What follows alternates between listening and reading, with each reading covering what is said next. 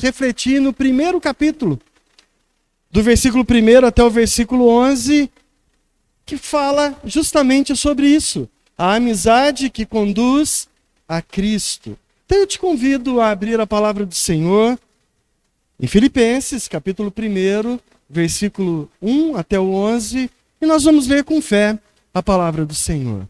Abra sua Bíblia, vamos ler juntos a palavra de Deus.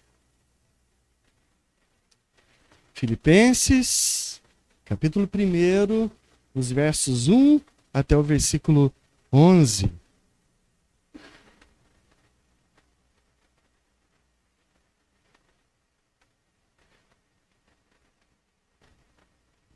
Amém? Ouça a palavra do Senhor. Paulo e Timóteo, servos de Cristo Jesus, a todos os santos em Cristo Jesus, inclusive bispos e diáconos que vivem em Filipos. Que a graça e a paz de Deus, nosso Pai, e do Senhor Jesus Cristo estejam com vocês. Dou graças ao meu Deus por tudo o que lembro de vocês, fazendo sempre com alegria súplicas por todos vocês, em todas as minhas orações. Dou graças pela maneira como você tem praticado, Dou graças pela maneira como vocês têm participado na proclamação do Evangelho, desde o primeiro dia até agora.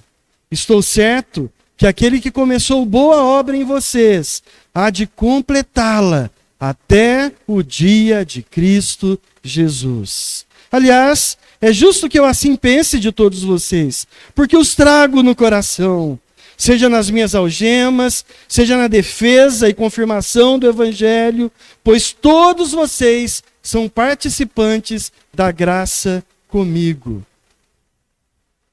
Pois Deus é testemunha da saudade que tenho de todos vocês, no profundo afeto de Cristo Jesus. E também faço essa oração, que o amor de vocês aumente mais e mais em conhecimento e toda a percepção, para que vocês aprovem as coisas excelentes e sejam sinceros e inculpáveis para o dia de Cristo, cheios do fruto de justiça que vem por meio de Jesus Cristo, para a glória e louvor de Deus. Amém? Vamos orar mais uma vez? Senhor, obrigado pela tua palavra. Fala conosco, Senhor, mais uma vez. Nos desafie, Senhor, a sermos mais parecidos com o seu Filho Jesus. Nos ajuda, Senhor. Fala conosco nesse tempo. No nome dele que eu clamo e agradeço. Amém. Amém. Irmãos, no sermão de hoje a gente vê que é uma oração. É a introdução da carta de Paulo aos Filipenses, mas Paulo faz uma oração por amigos queridos. A palavra do Senhor nos conduzirá por uma área da nossa vida que é de extrema importância. A amizade que conduz a Cristo. Pensa aí com você e de verdade, você tem amigos? Se refletir seriamente, você consegue mensurar quantos amigos você já fez e quais amigos prevaleceram e caminham com você até hoje? Pensa um pouquinho aí.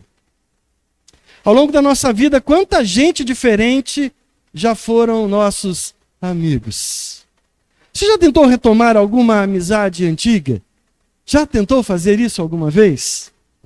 Coisa mais estranha essa, né? Tentar recuperar um amigo de infância, de mais de 30 anos atrás, que faz mais de 20 anos que você não vê, e que agora você reencontra, tenta se reaproximar, mas quando você vai ver, não tem nada mais a ver com você. Cabeças diferentes, cultura diferente, vida diferente. Mas a questão é mais atual. Você tem amigos hoje? E mais ainda, você tem amigos de verdade que têm a mesma fé que a sua? Que tem a vida centrada no Evangelho, que vai te conduzir e te desafiar a amar ainda mais a Jesus Cristo? Esse é o desafio. Ter amigos que nos aproximam de Jesus. Isso é discipulado. É caminhar intencionalmente com alguém, sendo desafiado por ele e desafiando a ele também. Provérbios nos dá bons conselhos em relação a amizades verdadeiras. Olhe para esse, Provérbios 17:17. Em todo tempo ama o amigo, e na angústia nasce um irmão.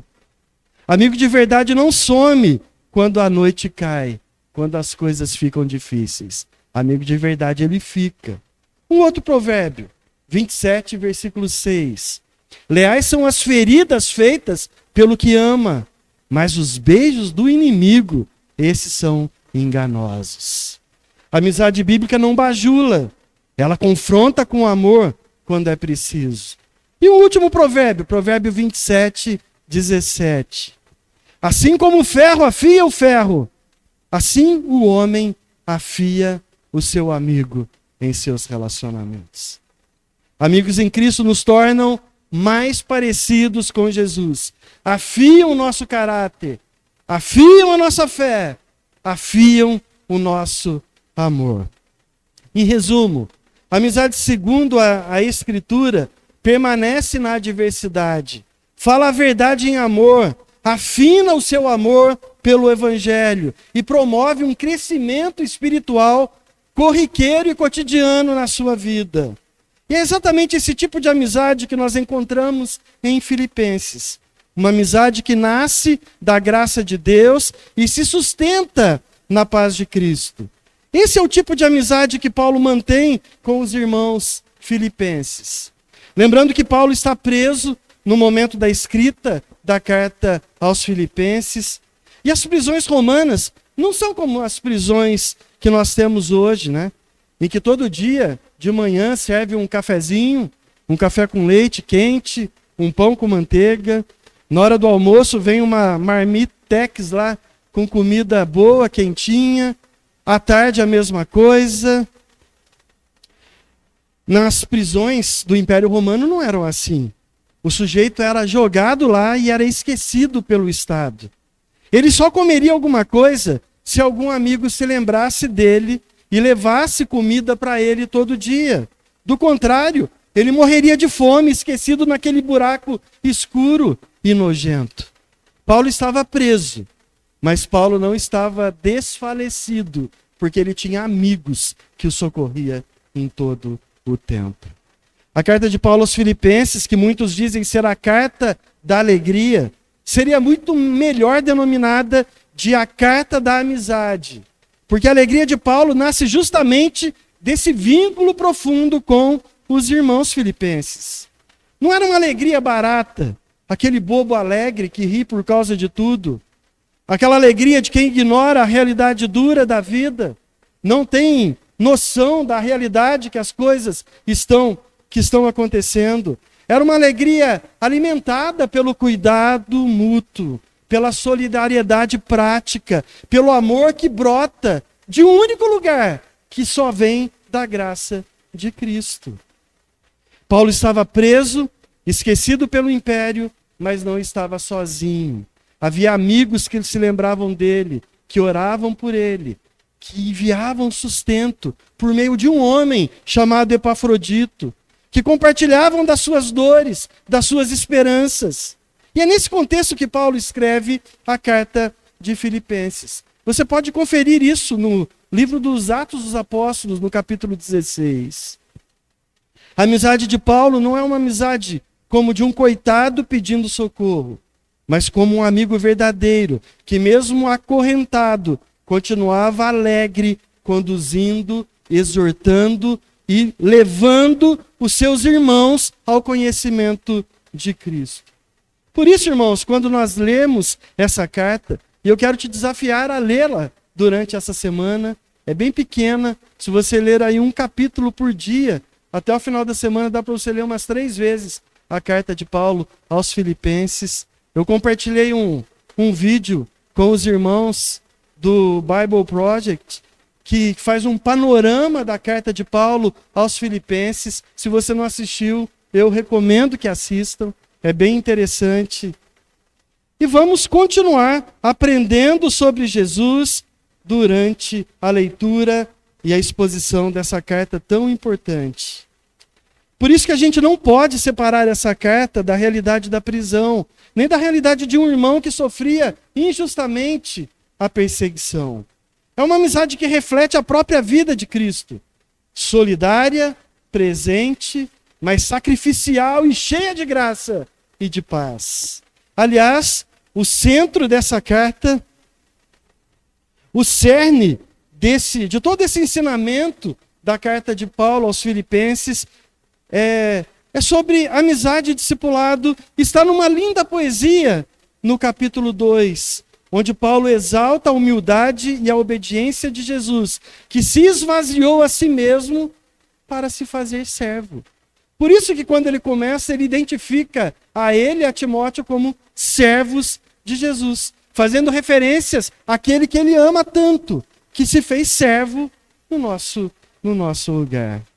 Cristo é o modelo supremo de amizade verdadeira, pois ninguém pode nos ensinar melhor do que aquele que nos conduz de volta ao Pai, mesmo quando não haveria possibilidade de retorno. Não há amizade maior que esta, não há amor maior do que este, de dar a própria vida pelas suas ovelhas. Tudo que Paulo ensina e vive com os filipenses parte desse coração. A amizade reflete a entrega e o amor de Jesus. E é exatamente assim que Paulo começa a sua mensagem. Lembrando que toda amizade cristã tem sua raiz e seu sustento em Deus. Graça e paz a vós outros, da parte de nosso Deus, nosso Pai e do Senhor Jesus Cristo. Os 2 primeiros versículos aí. Então hoje, meus irmãos, nós vamos refletir na seguinte questão. A grande ideia da pregação de hoje é essa. A amizade cristã... Coloque aqui, por favor, Caio. A amizade cristã, moldada pelo discipulado e pelo aconselhamento mútuo, se expressa na oração, no encorajamento e na confiança de que Deus completará a sua obra em nós, conduzindo-nos ao dia de Cristo, para a glória de Deus. Mantenha então a sua Bíblia aberta. Vamos ler novamente a saudação calorosa de um amigo que ama a igreja que ele deixou há quase 12 anos.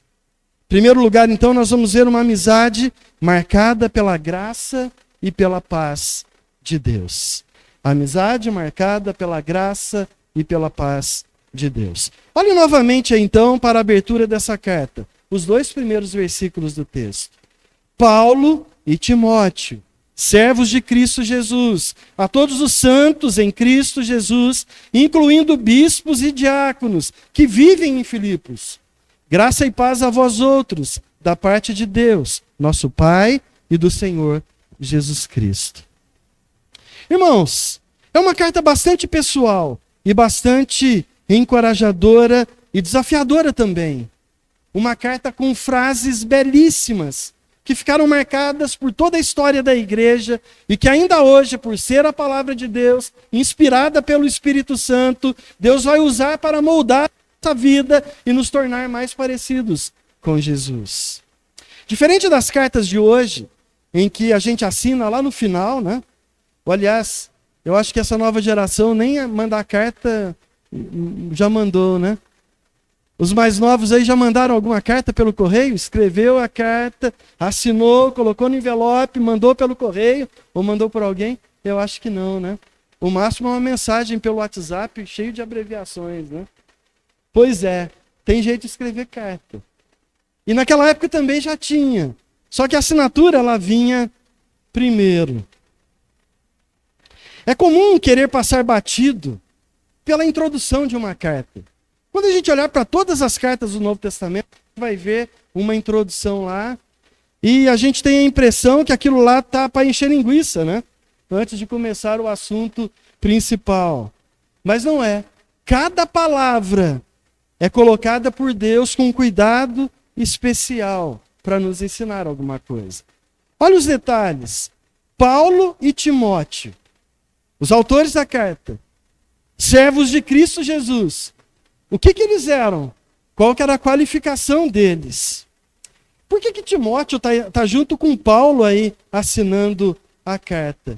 Em alguns momentos, Timóteo é o secretário de Paulo. Possivelmente Paulo estava na prisão, não tinha papel e caneta lá dentro da prisão onde ele estava. Então, o amigo estava junto, talvez do lado de fora, do lado da grade, com papel e caneta. Paulo ia ditando o que ele queria escrever e o amigo ia anotando. E nesse caso é Timóteo. Eles se apresentam como servos de Cristo Jesus. Essa expressão não é apenas um detalhe formal. Ela revela que a sua identidade fundamental e a sua amizade com os filipenses estavam enraizadas no serviço, na comunhão com Cristo. Paulo ele não sente a necessidade de afirmar autoridade, mas ele escolhe se identificar como servo. Porque da forma como escreveu Calvino sobre isso, ele diz: ser servo de Cristo é a mais alta dignidade a que o ser humano pode aspirar, pode desejar. A amizade de Paulo com os filipenses começa no terreno espiritual da submissão conjunta ao Senhor, mostrando que o pastor, o líder da igreja, precisa estar junto com a igreja no serviço para o reino de Deus. Em seguida, Paulo se dirige a todos os santos em Cristo Jesus que estão em Filipos, junto com os bispos e os diáconos. Aqui ele mostra que essa amizade no Evangelho é inclusiva. Ela alcança toda a comunidade, dos membros mais simples até os líderes da igreja. A expressão em Cristo Jesus é decisiva, pois é a união com Cristo que faz desses homens e mulheres verdadeiros santos, que são separados para Deus. A menção de bispos e diáconos indica uma igreja bem organizada, mas sem uma hierarquia opressiva. Todos colaboram, cada um fazendo o serviço com fidelidade naquilo para o qual foram chamados. Essa é uma lição importante aqui. A amizade no Evangelho floresce quando cada um assume o seu papel com humildade e com amor. Sem competição, sem julgar ser superior ao outro, mas servindo a Cristo com a alegria, como um só corpo, sabendo que dentro de um corpo, cada partezinha dele tem um papel extremamente importante para o corpo. Por fim, Paulo pronuncia a sua saudação. Graça e paz da parte de Deus, nosso Pai, e do Senhor Jesus Cristo. Não é uma mera fórmula de cortesia aí. Essa saudação não é um simples bom dia ou boa tarde, nem mesmo um simples jargão do evangelicalês corriqueiro, né? Do a paz do Senhor, ou a paz de Cristo, ou a paz de Deus. Agora se espante, nem mesmo o graça e paz, irmãos, que muitos costumam usar aí no seu dia a dia. Falando de uma forma mecânica, decorada, sem reflexão, funcionando apenas como um cumprimento comum. E não como a verdade dessa saudação paulina, que é algo tão real, tão genuíno e tão santo. Graça fala do favor imerecido de Deus que nos alcançou. E paz é o fruto dessa graça, trazendo reconciliação com Deus e harmonia com os irmãos.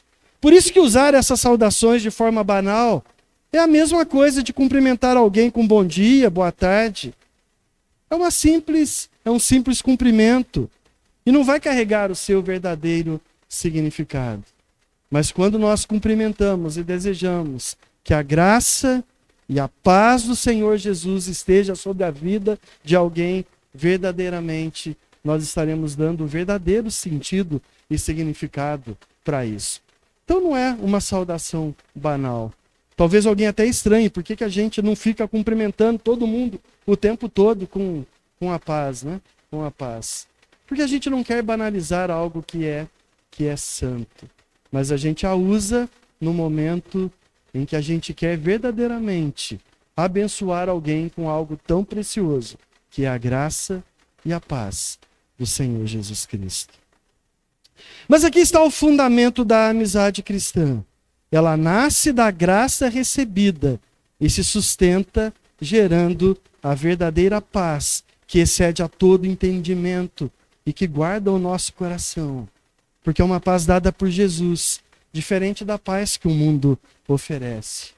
Não é por méritos próprios, no desrespeito a quem é melhor ou maior do que o outro, mas de quem se submete ao serviço para Cristo, porque recebeu esse favor que não merecia, e é a paz que só pode experimentar aquele que verdadeiramente tem uma comunhão com Jesus.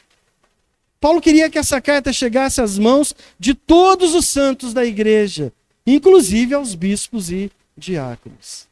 Veja bem, voltando a isso, parece que não é uma informação importante, né? Se ele já colocou a todos os santos que estão em Cristo Jesus, que foram regenerados pelo Espírito Santo, esses são os santos, que foram separados por Deus para viverem uma vida diferente. Diferente do que muitos dizem, que as Escrituras são para uma classe específica interpretar, para quem está preparado teologicamente, ministerialmente para isso, a palavra de Deus é para todos os santos. A palavra de Deus é para cada um de nós que fomos separados para sermos servos de Jesus.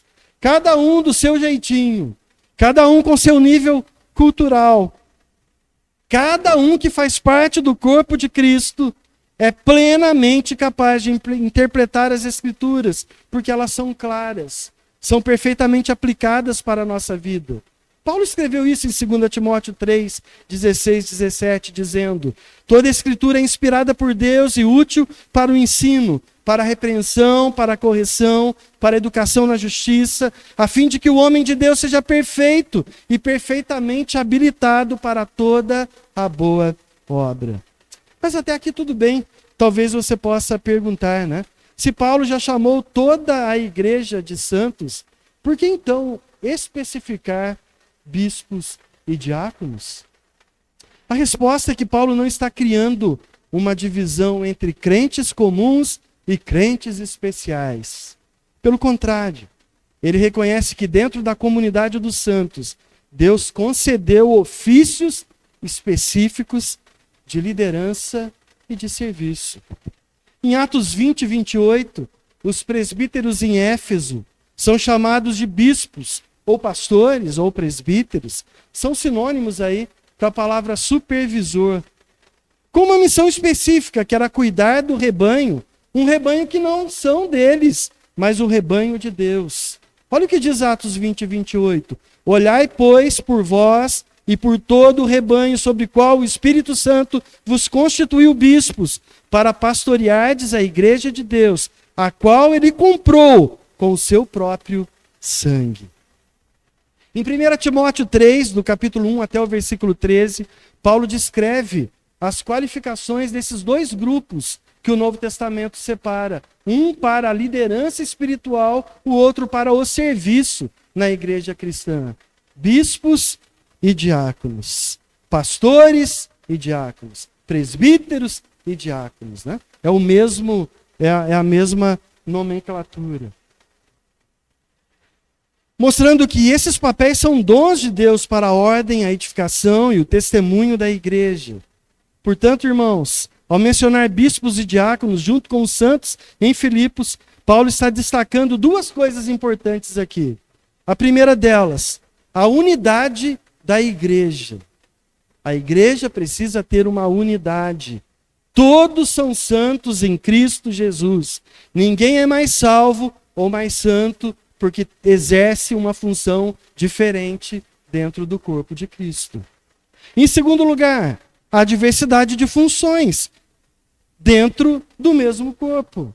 Deus levanta líderes para pastorear, diáconos para servir, de modo que todos juntos fazem a igreja crescer, expressam a vida de Cristo dentro da igreja. Aqui Paulo quer começar a tratar um problema que estava acontecendo lá dentro da igreja de Filipos. Paulo coloca que há uma estrutura de autoridade na igreja. Há uma estrutura que precisaria ser respeitada. Uma liderança que foi instituída por Deus, que era legítima. E Paulo quer que os filipenses, de cara, entendam isso, para que digam, eu reconheço essa liderança. Pelo jeito, havia um grupo que era um grupo rebelde, que não aceitava a liderança, ou queria liderar acima da liderança que foi instituída por Deus ali naquela igreja. Se por um lado a Bíblia é para todos, não quer dizer que todos têm a mesma função, que todos foram chamados para serem pastores, ou que todos foram chamados para serem diáconos na igreja. Existem funções diferentes. A gente vai ver isso ao longo da carta dos Filipenses, que havia uma espécie de um senso de alta importância crescendo no coração daquele pessoal ali. Uma dificuldade, sabe aquela dificuldade de baixar a crista?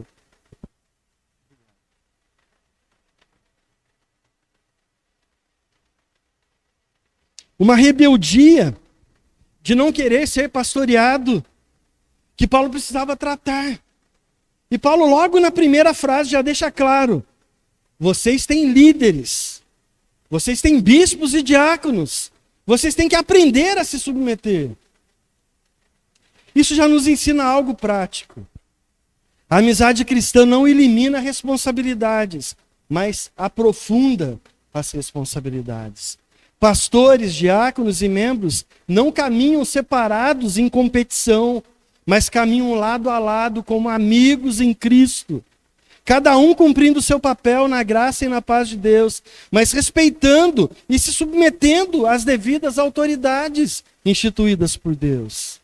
Todos, sem exceção, fazem parte do mesmo corpo, mas têm funções diferentes. Mas não são melhores ou piores. Todos servem ao mesmo corpo, cujo cabeça é o próprio Cristo.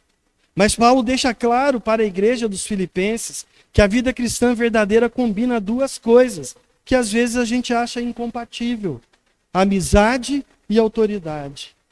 Paulo queria ensinar, vocês têm líderes, vocês precisam aprender a se submeter, mas vocês podem ser amigos dos seus líderes também. A autoridade da igreja não deve ser autoritária, mas deve ser de um bom relacionamento. Não deve ser fria, mas permeada de graça e de paz. E ao mesmo tempo, a amizade não deve se tornar um pretexto para a rebeldia ou para desrespeitar aqueles que Deus instituiu como líderes sobre o rebanho que não é do pastor, mas é do próprio Deus, do próprio Senhor Jesus que comprou e pagou com o seu próprio sangue. A amizade cristã é vivida em humildade, com reconhecimento mútuo e submissão à liderança que o Senhor estabeleceu. Isso nos livra de um espírito de competição e nos chama a uma postura de serviço. A amizade não é bagunça, não é falta de respeito. É comunhão que floresce dentro da estrutura que o próprio Cristo instituiu para o bem do seu próprio povo. É por isso que Paulo escreveu em Filipenses 2, versículo 3, nada façais por partidarismo ou vanglória, mas por humildade, considerando cada um os outros superiores a si mesmo. E a carta dos Hebreus, no capítulo 13, versículo 17, exorta também a nossa vida a obedecer aos vossos pastores e ser submissos a eles, porque eles velam por suas almas, como quem deve prestar conta delas, para que façam isso com alegria e não gemendo. É uma tarefa muito árdua, a tarefa da liderança cristã. Zelar pela alma de alguém, como quem há de dar conta dela com a própria vida. Tem gente que diz que é impossível o pastor ter amizade com os membros da igreja. Isso é uma mentira. E aqui, Deus está nos mostrando, através do verdadeiro exemplo do pastor Paulo e do pastor Timóteo, nutrindo uma amizade verdadeira com a igreja dos Filipenses. Isso acontece porque a verdadeira amizade cristã, ela se ancora na graça e na paz de Deus. Ela floresce na humildade e no reconhecimento mútuo. Ela caminha lado a lado com a autoridade estabelecida por Cristo para o bem do seu povo. Amizade e submissão não são opostos, mas complementares. Enquanto nos aproximamos uns dos outros com afeto e cuidado, nós também honramos aqueles que Deus levantou para guiar e pastorear o seu povo. E é nesse equilíbrio que a comunhão cristã se torna saudável, produtiva e espiritualmente edificante. Cada um fazendo o seu papel, cada um ajudando o outro, cada um orientando o outro, cada um orando um pelo outro. E na graça e na paz de Deus, a igreja, o corpo de Cristo, vai sendo fortalecido. Porque todos, tanto membros, quanto pastores, quanto diáconos, foram comprados pelo mesmo sangue e se submetem ao mesmo pastor, que é o Senhor Jesus, o bom pastor que deu a vida pelas suas ovelhas. E é justamente dessa amizade que nasceu no terreno da graça e da paz de Cristo que Paulo passa a falar no próximo trecho da carta. A amizade que floresce no Evangelho. Versículos 3 a 8. Vamos ler novamente aí, nesse segundo ponto, como que o amor sincero e a oração constante fortalecem os vínculos que nos conduzem mais profundamente a Jesus. A amizade que floresce do Evangelho. Os versículos 3 a 8 dizem o seguinte, vamos ler mais uma vez. Dou graças ao meu Deus por tudo o que lembro de vocês, fazendo sempre com alegria, súplicas por todos vocês, em todas as minhas orações. Dou graça pela maneira como vocês têm participado na proclamação do Evangelho, desde o primeiro dia até agora. Estou certo que aquele que começou boa obra em vocês há de completá-la até o dia de Cristo Jesus. Aliás, é justo que eu assim pense de todos vocês, porque os trago no coração. Seja nas minhas algemas, na minha prisão, seja na defesa e na confirmação do Evangelho, porque todos vocês são participantes da mesma graça comigo. Pois Deus é testemunha da saudade que eu tenho de todos vocês, no profundo afeto de Cristo Jesus. Mesmo preso e distante, Paulo não se afasta do cuidado pelos filipenses. Não se esquece dos amigos que deixou lá. Ele está preso, mas não escreve como alguém que está abatido, chorando sem parar ou lamentando a sua situação. Pelo contrário, ele dá graças a Deus pela lembrança do povo de Deus. Ele demonstra alegria e zelo pelo bem-estar espiritual dos seus amigos. Ele ora por eles em toda a oração. Ele clama a Deus pela vida dos seus amigos. Ele compreendeu que tem uma responsabilidade de amigo cristão, mesmo à distância, e ele não negligencia isso. Esse cuidado mostra que a amizade cristã verdadeira não depende da proximidade física. Ela floresce no compromisso, na oração constante, no amor que se mantém firme, ainda quando a vida ou as circunstâncias separam aqueles que um dia caminharam junto conosco e não caminham mais. Você costuma se lembrar em oração daqueles que um dia caminharam conosco, mas hoje estão distantes? Será que só lembramos dos amigos quando eles nos servem ou quando eles estão perto de nós? Esse é um chamado para todos. Cuidar também daqueles que já serviram ao Senhor ao nosso lado, mas que agora não estão mais perto de nós. Quem está mais tempo aqui nessa igreja, quanta gente já viu passar por aqui? Quanta gente que foi membro dessa igreja e não é mais? Alguns já partiram para o Senhor, outros estão em outra igreja local, outros se mudaram para cidades distantes daqui, para países distantes daqui, outros abandonaram a fé ou nunca estiveram na fé e hoje estão longe de Jesus. Mas de vez em quando você para orar pela vida dessas pessoas? É necessário fazermos isso. Não basta receber bem quem chega à igreja. É preciso aprofundar os relacionamentos. Ouvir de verdade. Compartilhar lágrimas. Discipular. Ligar. Mandar mensagem para saber como essas pessoas estão. Amizades no Evangelho não é superficial. Ela é mergulhada na graça e na paz de Jesus. É vida na vida. É caminhar junto para que os relacionamentos cresçam e frutifiquem. É um compromisso nosso, como membros do corpo de Cristo, zelar uns pela vida dos outros. Paulo cuida de seus amigos porque entende que ser amigo em Cristo significa permanecer vigilante, mesmo quando tudo parece bem. Não é apenas nos momentos de crise que nós devemos crescer e fortalecer uns aos outros, mas também quando tudo parece estar saudável, para que pequenas falhas não se tornem grandes problemas no futuro. Quem caminha em discipulado um com o outro, ele está pronto para apontar pequenos desvios de conduta.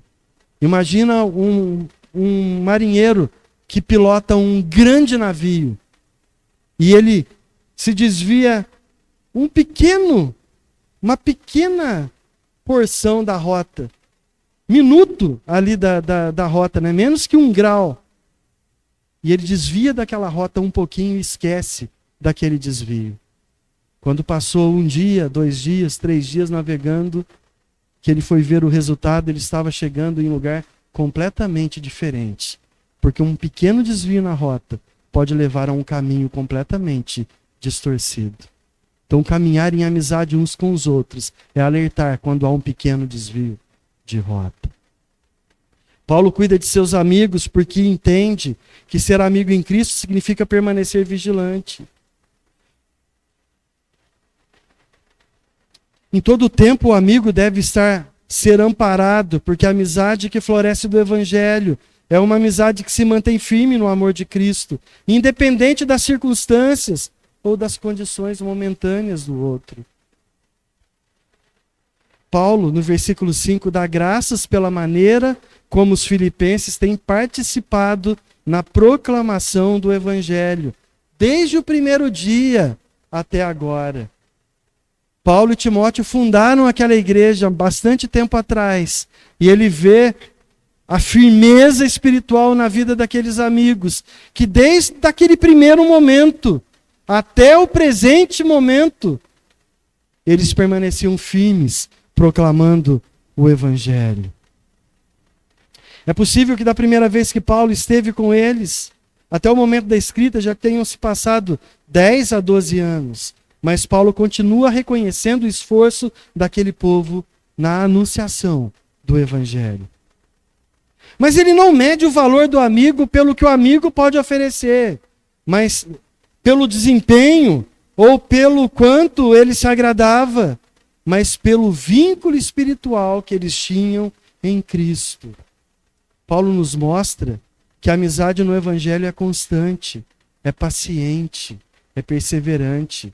Ele ora, ele se lembra, ele encoraja, ele suporta os filipenses, mesmo à distância, e mesmo diante da sua própria prisão. Essa é a marca de uma amizade que floresce no Evangelho. Ela é sustentada pela graça de Deus. Ela é movida pelo amor de Cristo. Ela é voltada para o bem do outro e não para a vantagem própria. E veja, irmãos, essa amizade não nasce de afinidades humanas, de interesses ou de gostos comuns. Paulo vê nos filipenses participantes da mesma graça que ele, em seus afetos e na defesa do Evangelho. Eles não são apenas amigos porque se agradam, não são amigos mas eles são amigos porque compartilham a mesma fé, porque lutam pela mesma causa, que é a glória de Cristo. Não há amizade cristã fora da comunhão em Cristo. É o Evangelho que cria e sustenta essa conexão. Amigo de verdade permanece junto na caminhada, persevera, mesmo nos dias difíceis. Eles se encorajam mutuamente entre eles. A amizade que floresce no Evangelho não é momentânea, ela é duradoura, porque está enraizada na graça de Deus. É o próprio Deus que sustenta isso. Olha para o versículo 6. Eu estou certo de que aquele que começou boa obra em vocês há de completá-la até o dia de Cristo Jesus. O início da obra da graça no coração é obra de Deus. E somente Ele pode levá-la até o fim. A perseverança dos santos depende da graça de Deus. O Deus que começa não abandona. O que Ele inicia, Ele completa. Paulo não deposita a sua confiança na constância dos filipenses, mas na fidelidade de Deus. Talvez aqui esteja um dos grandes segredos para uma boa amizade. Ela não pode ser baseada em quem é a pessoa ou no que a pessoa faz. Ela precisa ser baseada na graça e na misericórdia de Deus. A confiança de Paulo não está no otimismo humano ou em sua amizade com os filipenses, mas em Deus, que começou essa obra na vida deles e que promete aperfeiçoá-la até o dia de Cristo Jesus. A perseverança dos santos não se fundamenta na sua própria força de vontade, mas no caráter de Deus, que é imutável. Aquele que iniciou a obra é também quem vai preservá-la e aperfeiçoá-la até o último dia. Deus nunca deixa uma obra incompleta. Aquilo que ele começou, ele vai terminar. Deus prossegue em aperfeiçoá-la até o fim. Assim, Paulo dá aos filipenses não apenas encorajamento, mas também uma âncora de certeza. A salvação deles depende do poder e da fidelidade de Deus, e não da inconstância humana. Se dependesse de nós, com certeza a gente vai perder. Tudo que depende da gente, a gente estraga.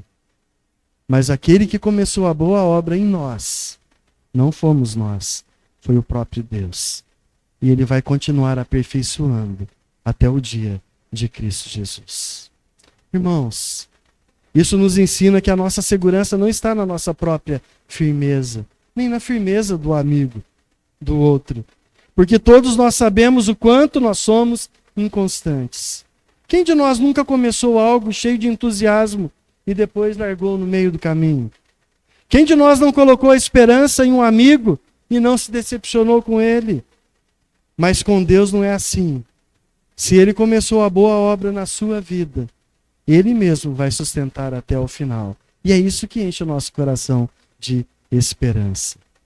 Isso significa que mesmo quando você tropeçar, mesmo quando você sentir que a sua fé é pequena demais, mesmo quando o seu amigo também é assim com você, isso não nos dá o direito de desistir, porque nós precisamos confiar em Deus em primeiro lugar. Porque a fidelidade de Deus é maior do que a nossa fraqueza. E é nessa certeza que nós descansamos. Não somos nós que seguramos Deus pela mão. É Ele que segura com firmeza na nossa mão e caminha conosco até o fim. E a gente nunca vai ser abandonado. Porque é o Senhor que começou a boa obra. E Ele promete que vai concluir. Veja bem, que não é um amigo que completa a obra no outro. Mas o versículo 6 deixa claro que a obra é de Deus. E é Ele quem vai completar essa obra no dia de Cristo, o Senhor. É um processo que vai levar a vida toda. Às vezes nós somos tão duros que não toleramos a mínima falha do outro e já queremos desistir. Mas Deus quer deixar claro para nós que a perfeição vai levar tempo. Ela vai acontecer no dia de Cristo Jesus. A amizade cristã não substitui a ação do Espírito Santo, nem assume a responsabilidade de consertar o outro. Ao invés disso, ela se posiciona como suporte constante de encorajamento e oração. Amigos em Cristo caminham juntos, mas reconhece que é Deus quem aperfeiçoa, transforma e sustenta. A amizade que floresce no Evangelho é espiritual, prática, duradoura e centrada em Cristo. Ela transforma nosso caráter, fortalece a nossa fé e nos prepara para a glória de Deus. Cada amizade assim é, acima de tudo, um canal de graça de Deus que nos aproxima um dos outros e aproxima nós dois de Jesus. E é justamente essa amizade que vai nos levar ao último ponto da pregação. Uma amizade que amadurece, se torna visível e eficaz no dia a dia, que se mantém em serviço, sacrifício e cuidado mútuo. É aquilo que a gente vai ver nos últimos versículos aí. Versículo 9 até o 11. A amizade que amadurece para a glória de Deus. Aqui Paulo leva a amizade para um nível ainda mais profundo. Olha aí para a sua Bíblia. De novo ele continua orando. E esta é a minha oração. que o vosso amor aumente mais e mais, em pleno conhecimento e toda a perfeição, para aprovardes as coisas excelentes e serdes sinceros e inculpáveis para o dia de Cristo, cheios do fruto de justiça, o qual é mediante Jesus Cristo, para a glória e louvor de Deus. Paulo ora para aprofundar no amor, para ser melhor e perfeito a cada dia, para exercer o fruto de justiça. A amizade cristã não se limita à proximidade emocional, ou ao afeto ou ao cuidado mútuo. Ela amadurece quando nós nos comprometemos com o crescimento espiritual um dos outros. A amizade que floresce no Evangelho se aprofunda à medida que aprendemos a amar com conhecimento e a discernir o que é excelente e agradável a Deus. É isso que Paulo ora. Amar com conhecimento e a discernir o que é excelente e agradável a Deus. O crescimento do amor e do conhecimento não é um fim em si mesmo, mas parte de um processo de maturidade cristã que vai culminar no último dia, no dia de Cristo Jesus. Quando Paulo ora para que o amor dos filipenses aumente em pleno conhecimento e toda a percepção, no versículo 9, ele não está pedindo apenas que sintam mais afeto uns pelos outros. Ele fala de crescimento maduro, que combina sentimento e entendimento. O amor cristão verdadeiro não é apenas emocional.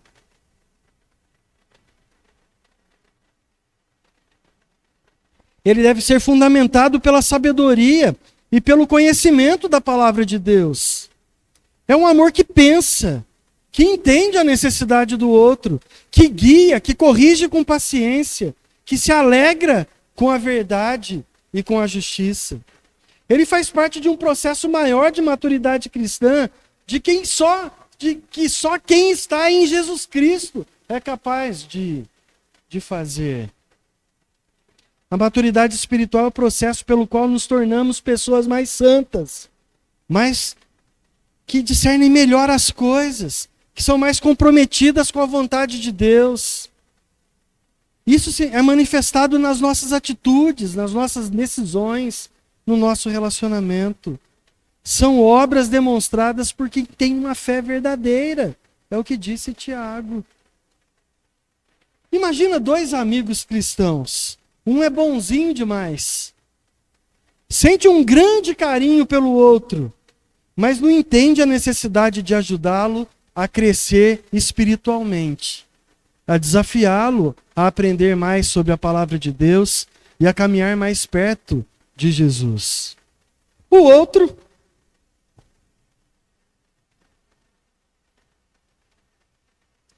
conhece profundamente a palavra de Deus, mas é duro. Não se importa verdadeiramente com a vida prática do amigo. Qual deles é o melhor? Nenhum dos dois está vivendo o amor pleno que Paulo descreve aqui. Agora imagine que esses dois amigos se encontram, compartilham a palavra de Deus, oram juntos, conversam com sinceridade sobre as lutas que enfrentam, se ajudam a tomar decisões que são piedosas. Esse é o tipo de amizade que floresce em conhecimento e amor, que corrige sem machucar, que incentiva sem manipular, que prepara os dois para viverem de forma íntegra diante de Deus, até o dia de Cristo Jesus. O amigo em Cristo confia na obra de Deus, lembrando que é Ele que sustenta e aperfeiçoa a vida espiritual de cada um. A amizade madura não é obra humana isolada, é fruto da graça de Deus, operando nos corações que se amam em Cristo. Os frutos da justiça são a evidência visível de uma fé viva, produzida por Cristo para a glória de Deus. Isso nos lembra que toda amizade verdadeira deve ter um propósito mais elevado, que é levar o outro à santidade, que é produzir frutos de justiça que glorificam a Deus. O discernimento e a capacidade de aprovar o que é excelente são sinais de que a amizade cristã está conectada à vida prática do Evangelho, e não apenas a um simples sentimento, a uma simples afinidade de gostos em comum, de músicas que os dois gostam ao mesmo tempo, de comida que os dois gostam e compartilham. A amizade que leva à santidade, ela vai muito além disso, porque ela está fundamentada na graça de Deus. Um confronta o outro. Um não tem medo de abrir o coração com o outro e confessar os pecados mais ocultos da vida dele para o outro, porque ele sabe que o outro vai ajudá-lo a encontrar uma saída em Jesus Cristo, que perdoa todo tipo de pecado. Por isso que o próprio Jesus ensinou sobre a disciplina cristã, que o primeiro passo da correção do pecado do outro é uma conversa a dois. Um abre o coração, um confronta o outro. Se houver arrependimento e mudança de atitude, a questão termina ali. Os dois louvam a Deus e o Espírito Santo promove um crescimento na vida dos dois e ninguém mais precisa ficar sabendo. Praticamente isso significa que amigos cristãos caminham lado a lado em vigilância, no ensino mútuo, na edificação espiritual. Eles incentivam uns aos outros a crescer em amor, mas também em conhecimento da palavra de Deus, discernindo o que é bom, justo e digno de Deus. Paulo nos lembra que esse crescimento não é automático. Ele depende da graça de Deus, da fidelidade à oração e do compromisso mútuo de caminhar no Evangelho. Essa amizade que amadurece para a glória de Deus é uma amizade que cresce em amor e conhecimento, equilibrando afeto e sabedoria. Produz discernimento, ajudando o outro a aprovar o que é excelente e evitar o que prejudica. Gera frutos de justiça, evidências concretas de uma fé verdadeira em Jesus. E culmina na glória de Deus, lembrando que toda a amizade cristã é direcionada por Deus. O objetivo único de nossa vida e de nossas relações é glorificar a Deus. E um pode ajudar o outro.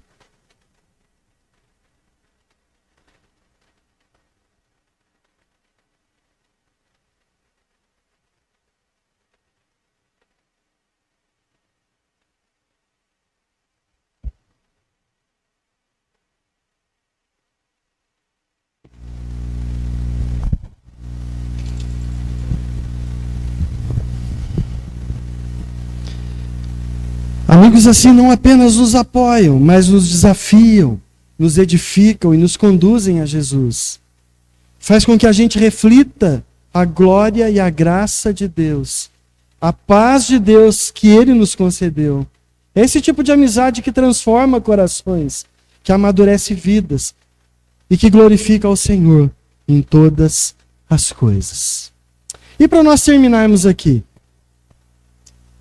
eu queria perguntar para vocês, meus irmãos, mais uma vez. Você tem amigo verdadeiro que te faz crescer em relacionamento com Jesus? Parece algo impossível, né? Mas não é. Vocês precisam se fortalecer uns aos outros. Nós precisamos caminhar com quem ama Jesus do mesmo jeito que a gente ama. Talvez seja por isso que os conselhos que você tem recebido não são conselhos bons, porque estão partindo de alguém que não ama a Jesus da mesma forma que você ama.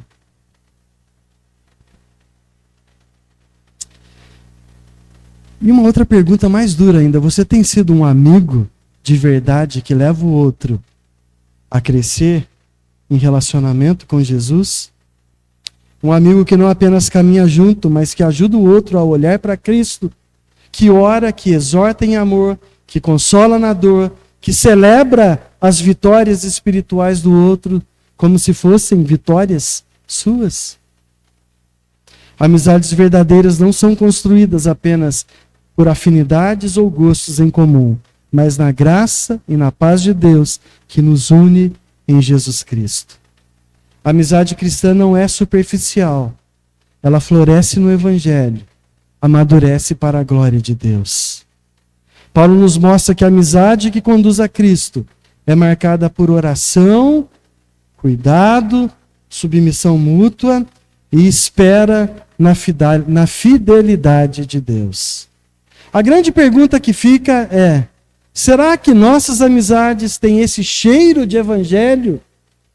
Será que os nossos relacionamentos são cultivados dentro da igreja, estão nos aproximando de Cristo e nos preparando para o dia do Senhor? Que o Senhor Jesus nos ajude a cultivar amizades santas, amizades que edificam, amizades que glorificam a Deus e que nos empurram cada vez mais para os braços de Jesus. Amém? Vamos orar mais uma vez? Senhor, a Tua palavra nos desafia a cada dia a sermos melhores com os outros, a nos relacionarmos melhor com o nosso irmão. Nos ajuda, Senhor. Nos ajuda a encontrar alguém que a gente possa abençoar e encontrar alguém que a gente possa ser abençoado por ele. Ajuda, Senhor, a Tua igreja a caminhar fortalecendo uns aos outros. Nos ajuda, Senhor, a termos amizades que construam a nossa vida, que desafiem o nosso coração pecador, que apontem em amor os nossos erros, as nossas falhas, que nos façam refletir no Senhor, que nos ensinem a prostrarmos diante da Tua palavra e encontrar no Senhor o socorro que nós precisamos para a nossa vida. Nos ajuda, Senhor, enquanto estivermos desse lado de cá da eternidade, a caminharmos juntos com irmãos queridos que nos fazem cada dia mais parecidos com Jesus. A Tua palavra diz que é melhor ser dois do que ser um, porque se um cair, o outro ajuda a levantar. Mas ai daquele que caminha sozinho, porque se cair, quem poderá levantá-lo? Senhor, são tantas as adversidades que enfrentamos nessa vida. O mal nos espreita a todo tempo. Quanta coisa que aparece na nossa caminhada e quer nos afastar de ter comunhão com o Senhor. Guarda o coração da Tua igreja, Senhor. Guarda o meu coração. Nos ajuda a ser cada dia mais fiéis à Tua palavra. Nos ajuda, Senhor, a caminharmos com gente que a cada dia nos ajuda a olhar para as Escrituras, olhar para o Senhor, para que a gente possa caminhar em santificação, com a presença do Espírito Santo na nossa vida, que nos convence a todo tempo, mas que possamos encontrar amizades verdadeiras, que nos ajude a ser servos do Senhor juntos, que nos ajude a crescer em relacionamento com o Senhor, que prepare a nossa vida para enfrentar desafios no dia a dia. Nos faça crescer, Senhor, pela Tua palavra. É o que eu te peço em nome do Teu Filho Jesus. Amém. Amém.